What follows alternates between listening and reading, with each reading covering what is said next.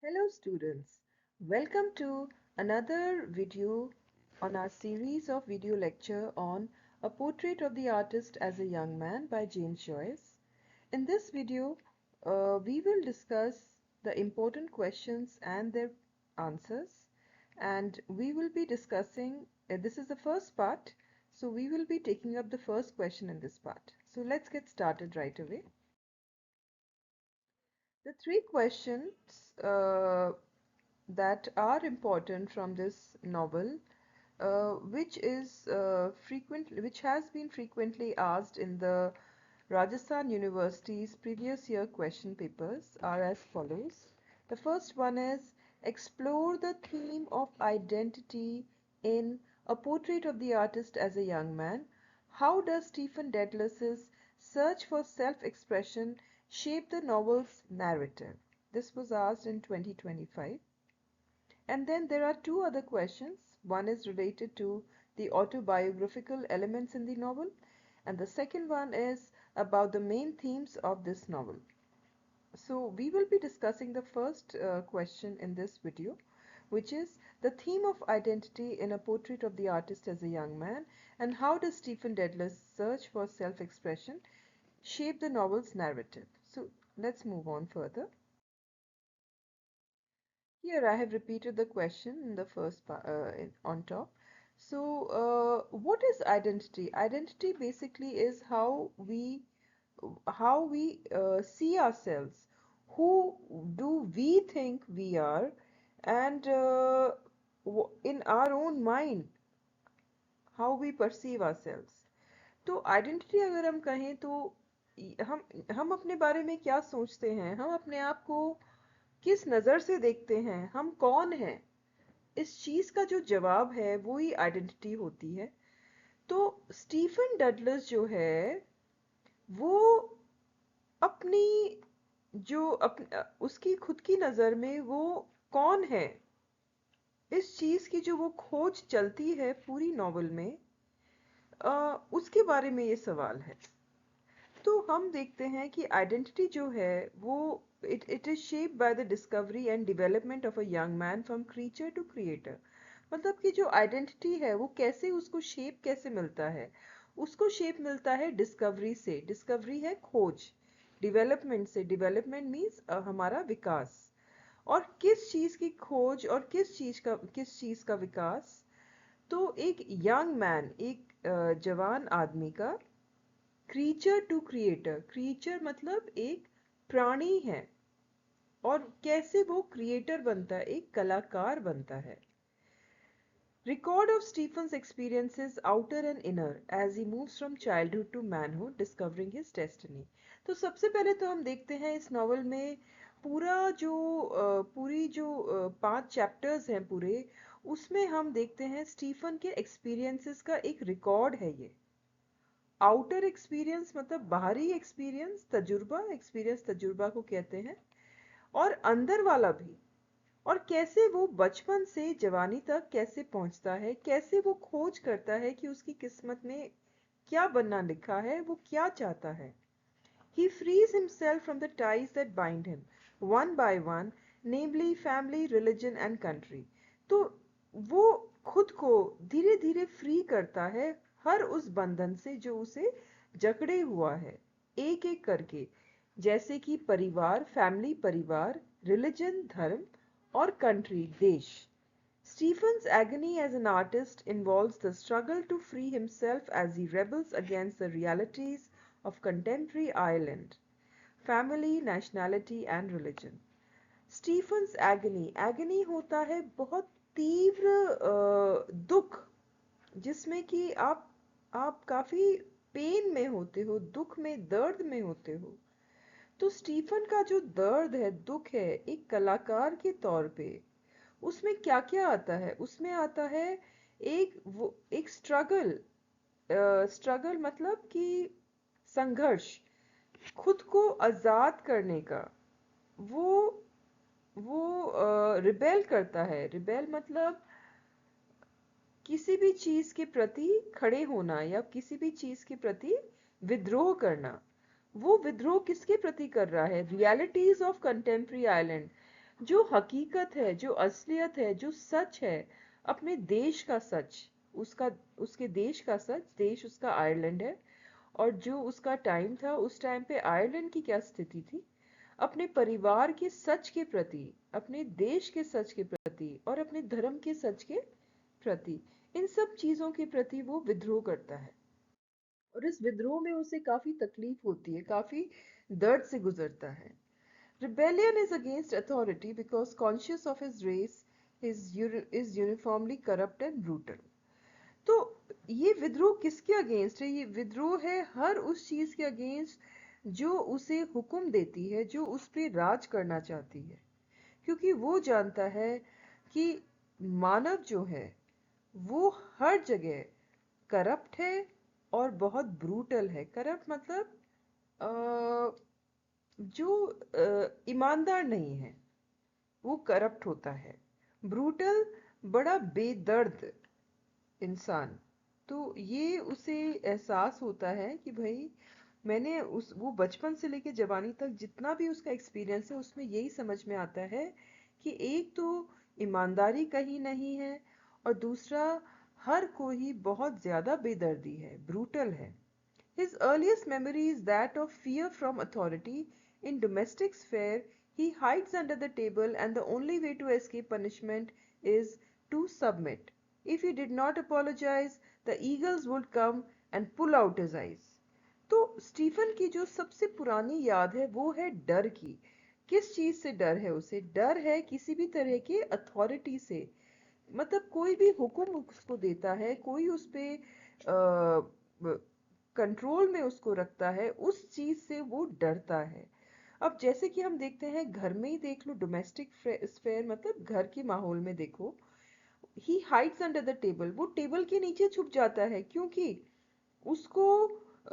उसको लगता है यही वही तरीका है जिससे कि वो पनिशमेंट से बच सकता है, सजा से बच सकता है।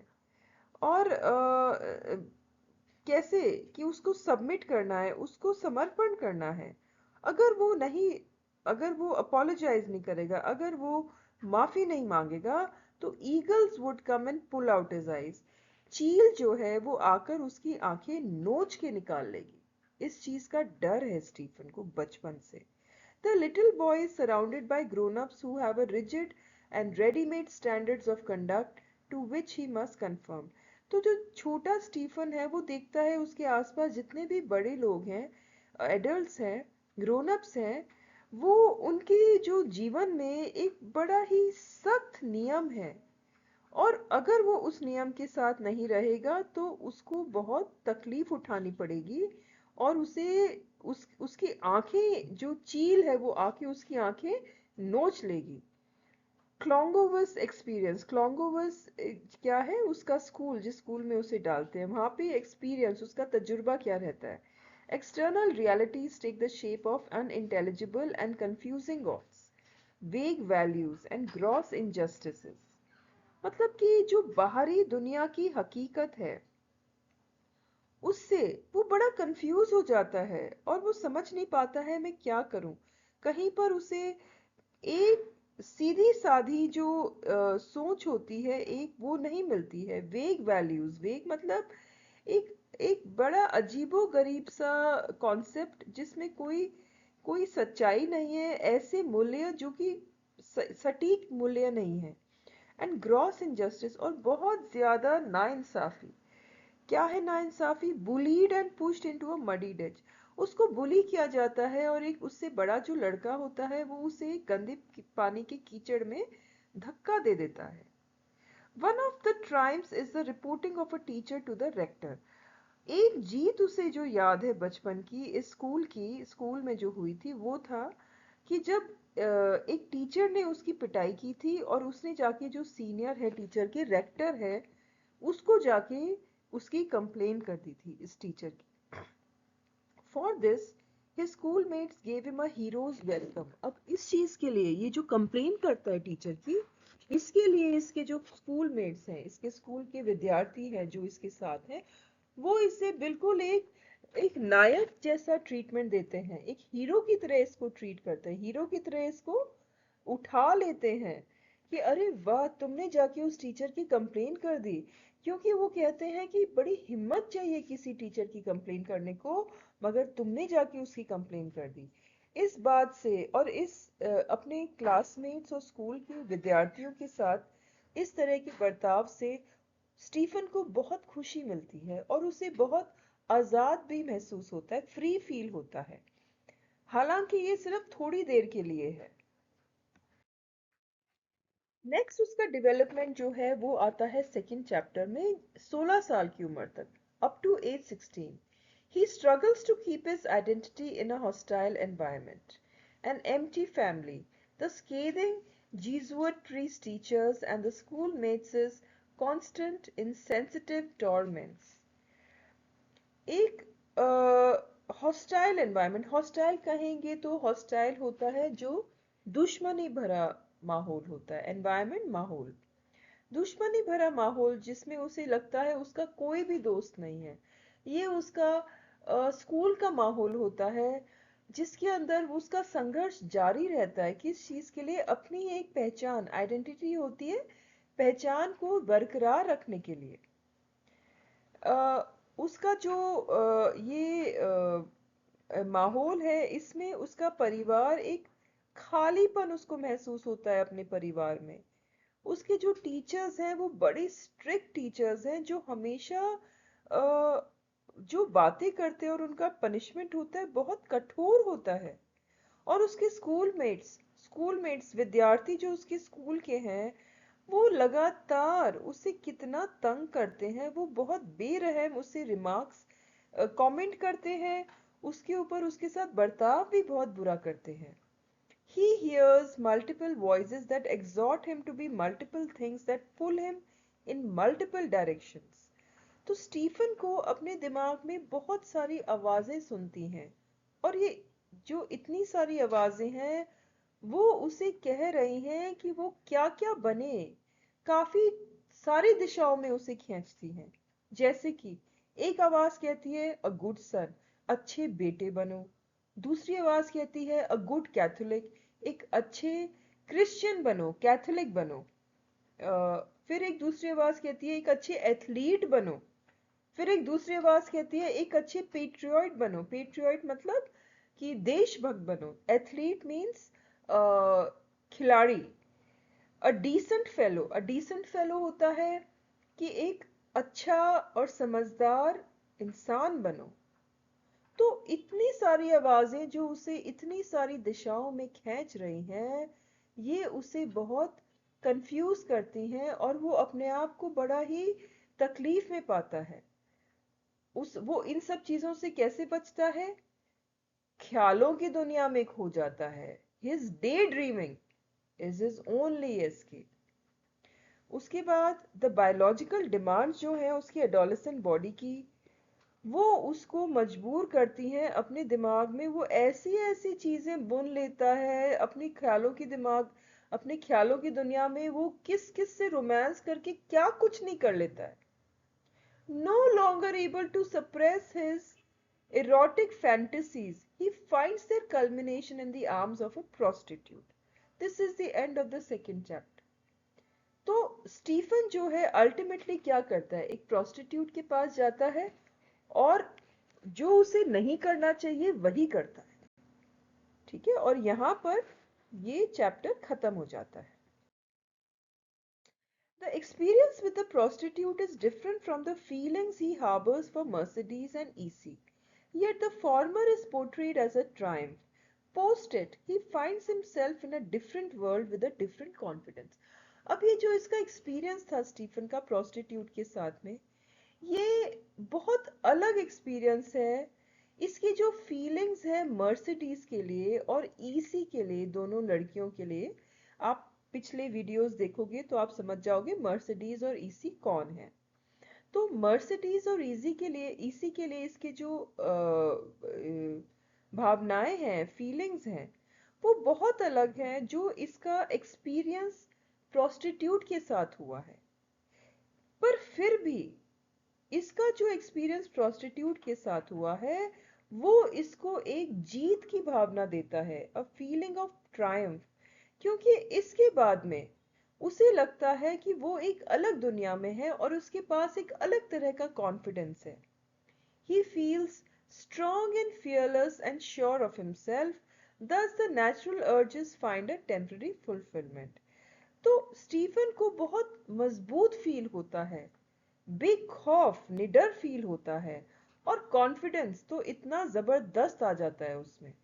उसको लगता है कि जो मेरी नेचुरल डिमांड है वो कुछ टाइम के लिए फुलफिल हो गई है, पूरी हो गई है। नेक्स्ट स्टेज उसकी आइडेंटिटी में क्या है, उसकी है एक स्पिरिचुअल मैन की, जो कि थर्ड चैप्टर में आता है। तो अगला है इसकी पहचान की अगली स्टेज है एक धार्मिक पर्सन, स्पिरिचुअल पर्सन, जो कि तीसरे चैप्टर में आता है। इसमें हम देखते हैं कि फादर आर्नल्ड जो हैं वो सरमन्स उपदेश देते हैं इनके कॉलेज में आकर। और ये उनका तरीका है कि इन यंगस्टर्स को, इन जवान बच्चों को अपनी फीलिंग्स पे कंट्रोल करना सिखाना, कि कहीं वो किसी भी पाप की दुनिया में नहीं मुड़ जाएं। और वो कैसे करते हैं, वो बताते हैं कि अगर आप कोई भी पाप करोगे तो उसका अंजाम बहुत बुरा होगा। और वो बुरा क्या होगा वो डिस्क्राइब करते हैं, वो डिटेल में बताते हैं कि भाई आपको किन किन तकलीफों से गुजरना पड़ेगा। ये सब वो इसलिए बताते हैं ताकि बच्चों में डर बैठ जाए और कभी भी वो गलत रास्ते पे ना जाए।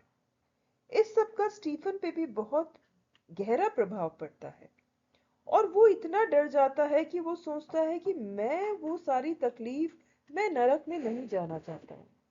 तो वो क्या करता है, सोचता है मैं जाके कन्फेस कर लूंगा, मैं अपनी गुनाहों को कबूल कर लूंगा और भगवान मुझे माफ कर देंगे।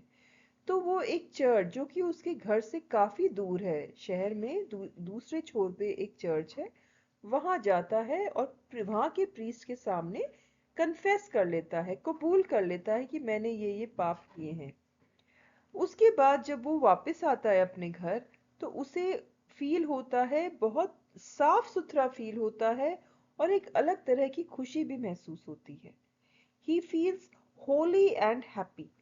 He strode homeward, conscious of an invisible grace pervading and making light his limbs. कहने का मतलब उसे बहुत हल्का महसूस होता है और बहुत खुशी भी महसूस होती है। स्टीफन को प्रीस्टहुड दिया जाता है। प्रीस्टहुड मतलब उसको एक ऑफर मिलता है, उसके डायरेक्टर कहते हैं कि तुम एक प्रीस्ट बन जाओ, पादरी बन जाओ, जो चर्च में होता है।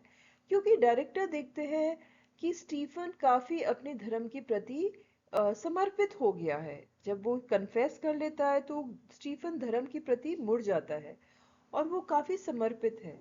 डायरेक्टर उसको ये भी बताते हैं कि जो प्रीस्ट की पोजीशन है इसमें बहुत शक्ति है, बहुत पावर है। और ये उसको इसलिए बताते हैं ताकि स्टीफन आगे जाकर अपने करियर के तौर पे एक प्रीस्ट बनने की डिसीजन ले, फैसला ले। Though momentarily attracted to the power-peppered position of the priest, the reality hits him after he leaves the director's office. तो कुछ क्षण के लिए ये जो पावर वाली पोजीशन है प्रीस्ट की, इससे स्टीफन भी काफी प्रभावित हो जाते हैं। लेकिन जैसे ही वो डायरेक्टर का ऑफिस छोड़कर बाहर निकलते हैं, ऑफिस से बाहर निकलते हैं, तो हकीकत का सामना उसको होता है और ख्यालों में वो ये सोचते हैं कि हकीकत में एक प्रीस्ट की जिंदगी कैसी होगी और क्या मैं रियली प्रीस्ट बनना चाहता हूँ। As a priest, he would have access to the secret divine knowledge, the sins and sinful longings of others, confessions, without being touched by sin himself. तो वो सोचते हैं पहले कि अरे जब मैं प्रीस्ट बन जाऊंगा तो मेरे पास सबकी सीक्रेट नॉलेज आ जाएगी, मुझे सबके ऐसे ऐसे विचार पता चल जाएंगे जो वो किसी को नहीं बता सकते हैं। उनके सारे पाप का, उनके सारे पाप वाली भावनाओं का, इच्छाओं का, वो सब मुझे पता चल जाएगा। कैसे? क्योंकि वो कन्फेस करेंगे और सिर्फ प्रीस्ट कन्फेशन सुन सकता है। और ऐसे मैं सबकी सीक्रेट जान जाऊंगा, लेकिन मैं कभी खुद पाप नहीं करूंगा। His life as a priest would be grave and ordered and passionless. It would mean being in a compartment bereft of the freedom which is so much precious to him.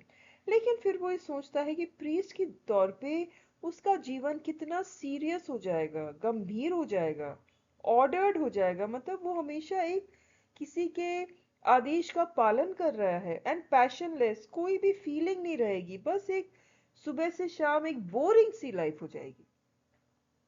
ऐसे लगेगा बस एक कमरे में बंद हो गया है वो, उसकी आजादी छिन गई है और ये आजादी उसे बहुत प्यारी है। His past experiences with priests have been unpleasant and the memories of it all comes to him. अच्छा, उसके अलावा उसके जो पिछली जिंदगी मतलब बचपन के जो भी तजुर्बे थे प्रीस्ट को लेकर, पादरी को लेकर, वो अच्छे नहीं थे और वो सारे यादें उसके दिमाग में आ जाती है। Deeply disturbed by the conflict in his mind, he chooses against being a priest.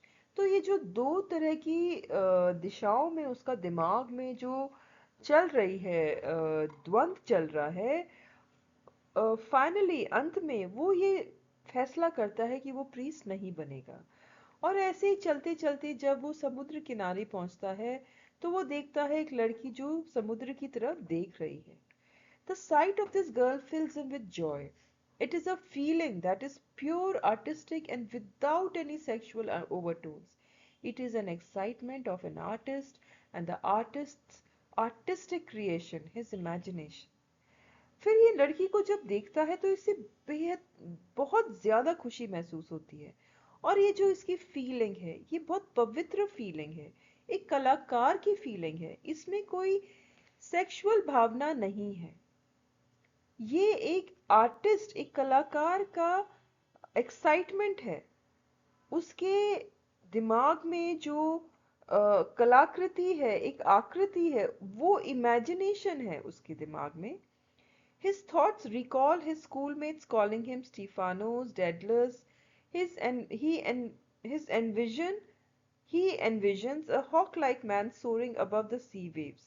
Symbolically, he realizes his true calling, entwined with his namesake. फिर ऐसे जब इसके विचार चाहते हैं वापस इसके दिमाग में जो स्ट्रीम ऑफ कॉन्शियसनेस चल रहा है, तो उसे ध्यान आता है इसके स्कूलमेट, स्कूल के अपने इसके विद्यार्थी भी इसको बुलाते हैं स्टीफानोस, डेडलस। और ये ऐसे इसके सामने, नजर के सामने इसको ऐसे महसूस होता है जैसे कि ये देख रहा है कि एक हॉक, एक गिद्ध जैसा, गिद्ध नहीं, हॉक एक तरह की बर्ड होती है जो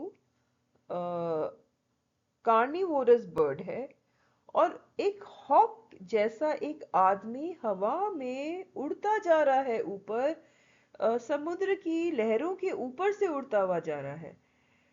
सिंबॉलिकली ही रियलाइजेस हिज ट्रू कॉलिंग, तो एकदम से इसे एहसास होता है कि मैं जानता हूँ मेरी दुनिया कहाँ है, मुझे कहाँ जाना है, मुझे कौन पुकार रहा है।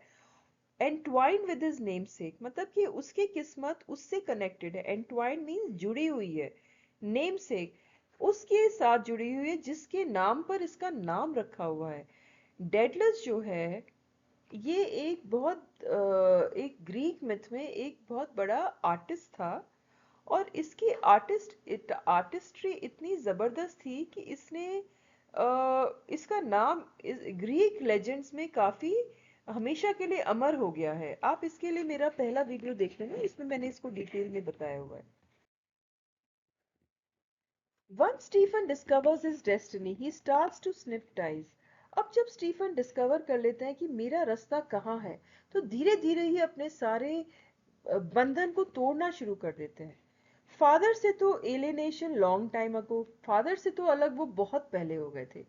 मदर से कैसे अलग हुए? मदर से जब वो अपोज करती है, खिलाफ जाती है कि स्टीफन को यूनिवर्सिटी की पढ़ाई नहीं करनी चाहिए। फादर और मदर में आर्ग्यूमेंट होता है इस बात को लेकर, तो मदर कहती है उसको नहीं ज्वाइन करना चाहिए।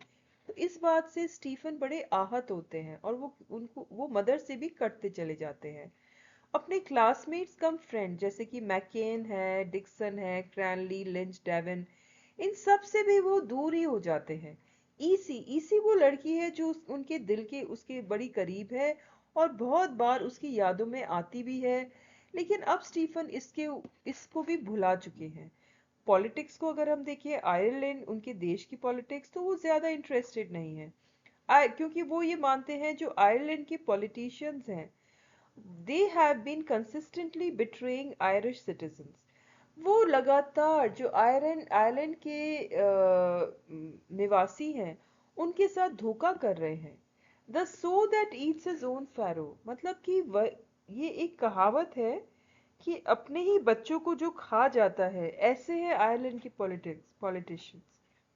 पॉलिटिक्स दुनिया की, उसको वो उसमें भी इंटरेस्टेड नहीं है, क्योंकि वो वर्ल्ड पीस, दुनिया की शांति के लिए जो एक पेटिशन साइन हो रही है उसको भी साइन करने से मना कर देते हैं। Stephen is willing to embrace isolation and solitude for the sake of his life as an artist. वो इस बात के लिए तैयार है कि अगर एक आर्टिस्ट की जिंदगी जीने के लिए मुझे हर किसी से रिश्ता नाता तोड़कर अकेलेपन में भी जिंदगी बितानी पड़े, तो वो इसके लिए तैयार है।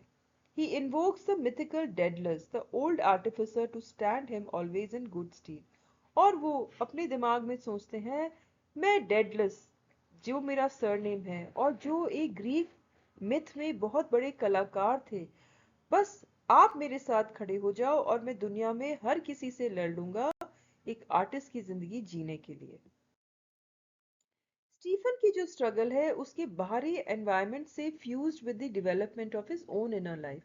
जो इसका संघर्ष है ये बाहरी दुनिया से भी है, और ये कनेक्शन उसका अपने अंदरूनी जीवन से भी है, जो कि एक विकास, जिसका भी विकास हो रहा है। External environment struggle is unconscious initially and conscious later. तो बाहरी दुनिया का जो संघर्ष है पहले तो बड़े अचेतन मन से होता है, अनकॉन्शियस से होता है, और बाद में चेतन दिमाग से या चेतन मन से होता है। बस एक एक्सेप्शन है, जब ये रिलीजियस कन्वर्जन करते हैं वो चेतन होता है। उसके अलावा ये कभी भी ये इनका जो बाहरी जो स्ट्रगल है वो ऐसी ही चलती है। अंदरूनी क्या है? Internally he has been shaping a positive identity. अंदरूनी वो अपने अंदर एक सकारात्मक पहचान बनाते चले जाते हैं। ही possesses an artist's abnormal acuteness to sense impression। उनके अंदर एक आर्टिस्ट, एक कलाकार की जो एक कला है, एक स्किल है उनके अंदर, ये बचपन से ही है। देखो जैसे कि हम देखते हैं वो एक रोज को भी ग्रीन रोज कहाँ है ऐसा सोच पाते हैं। एक बच्चा अगर सोच पा रहा है, डेफिनेटली ये एक इंडिकेशन है कि उनमें कलाकार के सारे गुण मौजूद हैं। In course of time, he discovers that words are as full of mystery as experiences in the real world। और वक्त के साथ वो उनको ये भी एहसास होता है कि जो शब्द हैं वो बहुत बहुत उनमें गहरा रहस्य होता है, रहस्यमय होते हैं। जैसे कि हमारे तजुर्बे भी जो रियल वर्ल्ड में है, जिंदगी में है, वो भी बहुत रहस्यमय होते हैं। He continues to learn words even when he does not understand their meanings। तो वो कोशिश रहती है उनकी शब्दों को याद करना, अगर उन्हें उनका मतलब नहीं पता तो भी वो मेहनत करते हैं उनको याद करने का। Next, he is too timid to kiss the willing EC on the tram. However, the next day he tries to write a poem to her. He becomes the imaginative artist by dint of brooding on the incident। अच्छा, EC जो लड़की है जिससे वो एक बच्चे की birthday party में मिलते हैं, और ट्रैम पे वो समझ पा रहे हैं कि ईसी चाहती है कि स्टीफन जाकर उसको किस करे, लेकिन स्टीफन जो है वो इतने डरे हुए होते हैं, या टिमिड कह लो, दब्बूपन है उनमें कि वो उसको किस नहीं कर पाते, और इस कारण से वो खुद से बड़े नाराज होते हैं। तो अगले दिन वो क्या करते हैं, एक कविता लिखने की कोशिश करते हैं, और अपने दिमाग में उनके इमेजिनेशन आ जाता है, मतलब क्रिएटिविटी आती है एक कलाकार की। Several years later, when he writes his villanelle, the same enchantment of the heart pervades him। काफी सालों बाद जब वो एक विलेनेल लिखते हैं, विलेनेल क्या है, एक 90 एक टाइप की पोएम होती है, कविता होती है जिसमें शायद 19 लाइन होती है। और जब वो लिखने की कोशिश करते हैं तो वही जो उनका दिल एकदम से किसी चीज के प्रति बिल्कुल खो गया था, किसी से बड़ा प्रभावित हो गया था, वही वाली फीलिंग उनके अंदर होती है। Through out the language he hears around him offends his mind and his years. अपने आसपास जो भी उन्हें भाषा सुनी उनके दिमाग और उनके कानों को बड़ा तकलीफ देती थी, पसंद नहीं थी वो भाषा। जैसे कि the drawling jargon exchange by the whores, prostitute जिस भाषा में बात करती है वो उसको पसंद नहीं थी। A heavy lumpish phrase used by Cranley which depresses his heart as he compares its quality with the rare phrases of Elizabethan England or the quaintly turned Irish peasant idioms। तो उसका दोस्त क्रैनली भी जब बहुत ही वाहियात सा शब्द बोलता है या भाषा का इस्तेमाल करता है तो स्टीफन को अच्छा नहीं लगता है और वो सोचता है कितनी बुरी क्वालिटी है इसकी भाषा की। कहाँ एलिजाबेथन इंग्लैंड की भाषा थी और कहाँ आयरिश पेजेंट, जो पेजेंट मतलब किसान, आयरलैंड के किसानों की भी जो कहावतें हैं वो भी कितनी अच्छी होती हैं, पर क्रैनली जो कि पढ़ा लिखा है इसका कितना बकवास भाषा है। As he roams the Dublin streets, he feels that he must escape from his entire environment, and he does escape when the time comes। और जैसे वो डबलिन की स्ट्रीट्स पे, सड़कों पे घूमता है इधर उधर, और उसे हमेशा से ये एहसास होता है अंदर कि मुझे इस माहौल से निकलना है, क्योंकि ये माहौल मेरे लिए नहीं है, और वो अल्टीमेटली लास्ट में निकल भी जाता है। With that,